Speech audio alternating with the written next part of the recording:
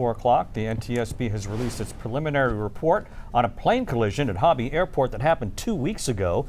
The airport was closed for more than 3 hours after two private planes clipped each other on the runway. So we're bringing in meteorologist Pat Kaplan, who's also a licensed pilot. Pat, what have you uncovered in this report? So it's just a preliminary report. It's a 10-page report. I've got it here. It's got all the details, interviews, and even some photos from the crash, which we're going to show you. But there's 3 things that really stood out to me in this report that I kind of want to break down for the audience. So the first and foremost is that basically what happened was you had one aircraft that was taking off on runway 22.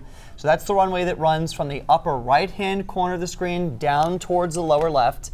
And you had a plane landing on the perpendicular runway going from the top left to the bottom right. That aircraft was cleared to land. The taking off aircraft, the departing aircraft, was given an instruction known as line up and wait. Basically, that is an instruction that air traffic control gives to a plane to get them onto the runway and get ready to take off so that once the runway is clear, they're able to do it.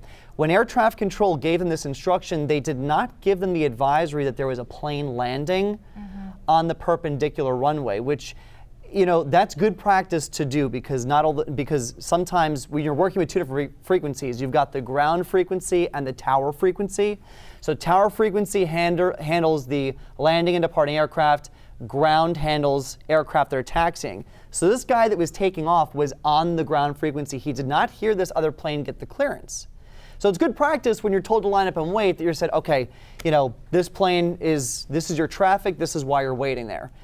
That being said, this plane was not given the clearance to take off. They were told to wait there. They acknowledged it. In the report, though, it doesn't say how they acknowledged it, so we don't know exactly if they read back the instruction in its entirety or if they just said, Roger.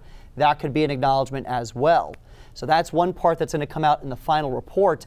But when they were interviewed, when the crew of the departing plane was interviewed after the fact, they said that they believed that they had gotten the takeoff clearance. And finally, this is the big one, as the plane was rolling down the runway, air traffic control told them to stop on 2 separate occasions within a span of 6 seconds. They never got an acknowledgement of that. The crew said that during the takeoff roll, they were trying to dismiss 2 alerts coming from within the cockpit.